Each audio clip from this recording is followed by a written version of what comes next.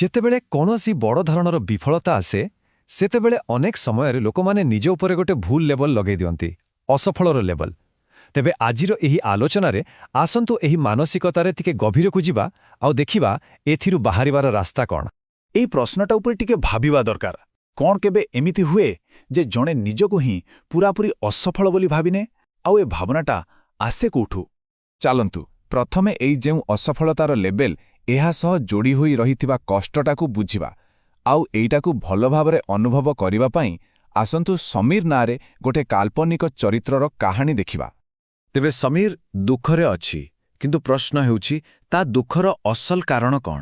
କେବଳ ଗୋଟେ ଘଟଣାରେ ହାରିଗଲା ବୋଲି, ନା ଏହାର କାରଣଟା ତାଠାରୁ ବହୁତ ବେଶୀ ଗଭୀର?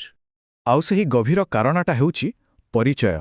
ଯେତେବେଳେ ଜଣେ ସେହି ହାରିବାଟାକୁ ନିଜର ପରିଚୟ ବନେଇଦିଏ, ଯେତେବେଳେ ମୁଁ ହାରିଗଲି ଭାବନାଟା ବଦଳିଯାଏ, ମୁଁ ହିଁ ଜଣେ ହାରିଥିବା ଲୋକ ହୋଇଯାଏ, ସେଇଠୁ ହିଁ ପ୍ରକୃତ ସଂଘର୍ଷ ଆରମ୍ଭ ହୁଏ।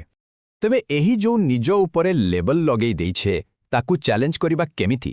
ଏଥିପାଇଁ କିଛି ଶକ୍ତିଶାଳୀ ପଦକ୍ଷେପ ନେବାକୁ ପଡ଼ିବ, ଯେମିତିକି ନିଜର ଅସଲ ପରିଚୟକୁ ଚିହ୍ନିବା ଏବଂ ଆତ୍ମଦୟା ଭଳି ଜାଲରୁ ନିଜକୁ ବାହାର କରିବା। ଏହି ଅସଫଳ ଲେବଲର ଧାରଣାକୁ ଭାଙ୍ଗିବା ପାଇଁ ଚାଲନ୍ତୁ ଇତିହାସରୁ ଗୋଟେ ବହୁତ ଜବରଦସ୍ତ ଉଦାହରଣ ନେବା। ଏହା ଏମିତି ଏକ ଯୁକ୍ତି ଯାହା ଏହି ମିଛ ପରିଚୟକୁ ପୂରାପୂରି ଚ୍ୟାଲେଞ୍ଜ କରେ। 1000, ହଁ, ପ୍ରାୟ 1000 ଥର।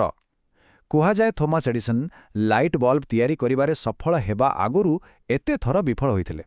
ଟିକେ ଭାବନ୍ତୁ ତ, ଯଦି ସେ ପ୍ରତ୍ୟେକ ଥର ନିଜକୁ ଅସଫଳ ବୋଲି ଭାବିଥାନ୍ତେ ତାହେଲେ କ'ଣ ହୋଇଥାନ୍ତା? ଏଡିସନ୍ ଏହି ଫରକଟାକୁ ଭଲ ଭାବରେ ବୁଝିଥିଲେ। ତାଙ୍କ ପାଇଁ ପ୍ରତ୍ୟେକ ବିଫଳତା ଗୋଟେ ବାହାରିଆ ଘଟଣା ଥିଲା, ଗୋଟେ ତଥ୍ୟ ମାତ୍ର। କିନ୍ତୁ ସେଇଟା ତାଙ୍କର ଭିତରର ପରିଚୟ ନଥିଲା। ସେ ଜାଣିଥିଲେ ଯେ ଚେଷ୍ଟା କରିବାଟା ଗୋଟେ ସାମୟିକ ଫଳାଫଳ, କିନ୍ତୁ ନିଜକୁ ସବୁଦିନ ପାଇଁ ଅସଫଳ ବୋଲି ଭାବିବାଟା ଗୋଟେ ବଡ଼ ଭୁଲ ନିଷ୍ପତ୍ତି। ଏଡିସନଙ୍କର ଏହି ଅଦମ୍ୟ ଚେଷ୍ଟା ପଛରେ ଗୋଟେ ଦୃଢ଼ ବିଶ୍ୱାସ ଥିଲା। ସେ ଜାଣିଥିଲେ ଯେ ବଲ୍ବର ଅସଲ ସ୍ୱଭାବ ହେଉଛି ଆଲୁଆ ଦେବା। 1000 ଥର ନ ଜଳିଲେ ବି କିଛି ଯାଏ ଆସେନି। ଠିକ୍ ସେମିତି ମଣିଷ ଭିତରେ ବି ଗୋଟେ ମୂଳ ସ୍ୱଭାବ ଅଛି, ଯାହା ବାହାରର ବିଫଳତା ଦ୍ୱାରା କେବେ ବି ପ୍ରଭାବିତ ହୁଏନି। ଏଡିସନଙ୍କ ତର୍କ ଆମକୁ ଆହୁରି ଗଭୀର ପ୍ରଶ୍ନ ପାଖକୁ ନେଇଯାଉଛି। ଯଦି ବଲ୍ବର ଗୋଟେ ମୂଳ ସ୍ୱଭାବ ଅଛି, ତାହେଲେ ମଣିଷର ମୂଳ ସ୍ୱଭାବ କ'ଣ? ଏହି ପ୍ରଶ୍ନର ଉତ୍ତର ପାଇଁ ଆମକୁ ତର୍କରୁ ଆଗକୁ ବଢ଼ି ଗୋଟେ ଗଭୀର ଆଧ୍ୟାତ୍ମିକ ସତ୍ୟକୁ ଦେଖିବାକୁ ହେବ। ବିଂଶ ଶତାବ୍ଦୀର ଜଣେ ମହାନ ଚିନ୍ତକ ଆଉ ଆଧ୍ୟାତ୍ମିକ ମାର୍ଗଦର୍ଶକ ପଣ୍ଡିତ ଶ୍ରୀରାମ ଶର୍ମା ଆଚାର୍ଯ୍ୟ, ଯାହାକୁ ଯୁଗ ଋଷି ବୋଲି ବି କୁହାଯାଏ, ସେ ଏ ବିଷୟରେ ଗୋଟେ ବହୁତ ଶକ୍ତିଶାଳୀ କଥା କହିଛନ୍ତି। ତାଙ୍କର ଏହି ବାଣୀ ଆମର ସାମୟିକ ଭୁଲ ଆଉ ଆମର ପ୍ରକୃତ ସ୍ୱରୂପ ଭିତରେ ଥିବା ଫରକକୁ ପୁରା ସ୍ପଷ୍ଟ କରିଦିଏ। ଏହି ବାଣୀର ମୂଳ କଥାଟା ହେଲା, ଆମର ପ୍ରକୃତ ସ୍ଥିତି ବା ଆମ ଆତ୍ମାର ସ୍ୱଭାବ ହେଉଛି ସବୁବେଳେ ଶୁଦ୍ଧ, ଚେତନାମୟ ଆଉ ଆନନ୍ଦମୟ। ବାହାରର କୌଣସି ଘଟଣା ବା ତ୍ରୁଟି ଏହାକୁ ସ୍ପର୍ଶ କରିପାରେନି। ଏଇ ଗଭୀର କଥାଟାକୁ ଗୋଟେ ବହୁତ ସରଳ ଉଦାହରଣରେ ବୁଝିହେବ।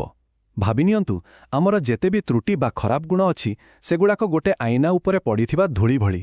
ଧୂଳିକୁ ସଫା କରାଯାଇପାରେ, କିନ୍ତୁ ଧୂଳି କେବେ ବି ଆଇନାର ସ୍ୱଭାବକୁ ବଦଳାଇ ପାରେନି। ଠିକ୍ ସେମିତି ଆମର ଭୁଲ ଆମର ଅଂଶ ନୁହେଁ, ବରଂ ଗୋଟେ ବାହାରର ଆବରଣ ମାତ୍ର। ଆଚ୍ଛା, ତେବେ ଏତେ ସବୁ ଜାଣିବା ପରେ କରିବା କ'ଣ?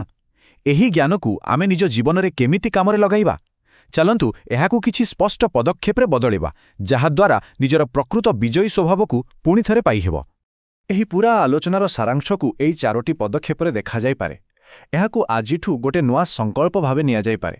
ପ୍ରଥମତଃ, ବିଫଳତାକୁ ଗୋଟେ ଘଟଣା ଭାବରେ ଦେଖିବା, ନିଜର ପରିଚୟ ନୁହେଁ। ଦ୍ୱିତୀୟରେ, ପ୍ରତ୍ୟେକ ଚେଷ୍ଟାରୁ ଶିଖିବା। ଆଉ ତୃତୀୟରେ, ନିଜର ନିର୍ଦ୍ଦୋଷ ସ୍ୱଭାବକୁ ବୁଝିବା। ଆଉ ମନେ ରଖିବେ, ଏଇଟା ଖାଲି ଗୋଟେ ପଜିଟିଭ୍ ଥିଙ୍କିଂ ବା ସକାରାତ୍ମକ ଭାବନାର କଥା ନୁହେଁ। ନା, ଏହାର ଶେଷ ନିଷ୍କର୍ଷ ଗୋଟେ ବହୁତ ମୌଳିକ ସତ୍ୟ ଉପରେ ଆଧାରିତ। ଏହି ପରିବର୍ତ୍ତନଟାକୁ ଆମେ ଏମିତି ବୁଝିପାରିବା ଯେମିତି ଆମେ ନିଜର ମୂଳ ସ୍ଥିତିକୁ ଫେରୁଛେ। ଠିକ୍ ଯେମିତି କୌଣସି ଇଲେକ୍ଟ୍ରୋନିକ୍ ଜିନିଷକୁ ତାର ଫ୍ୟାକ୍ଟ୍ରି ସେଟିଂକୁ ରିସେଟ୍ କରାଯାଏ। ତେବେ ପ୍ରଶ୍ନ ଉଠୁଛି, ଆମର ସେଇ ଅସଲି ଫ୍ୟାକ୍ଟ୍ରି ସେଟିଂ ବା ଡିଫଲ୍ଟ ମୋଡ୍ଟା କ'ଣ? ଉତ୍ତରଟା ବହୁତ ସରଳ, କିନ୍ତୁ ବହୁତ ଶକ୍ତିଶାଳୀ। ବିଜୟ ଏବଂ ଆନନ୍ଦ। କାରଣ ଜିତିବା ଆଉ ଖୁସିରେ ରହିବା, ଏଇଟା ହିଁ ଆମ ସମସ୍ତଙ୍କର ପ୍ରକୃତ ଅନ୍ତର୍ନିହିତ ଡିଫଲ୍ଟ ମୋଡ୍। ଏହି ସତ୍ୟକୁ ବୁଝିବା ହିଁ ସବୁଠାରୁ ବଡ଼ ପରିବର୍ତ୍ତନ।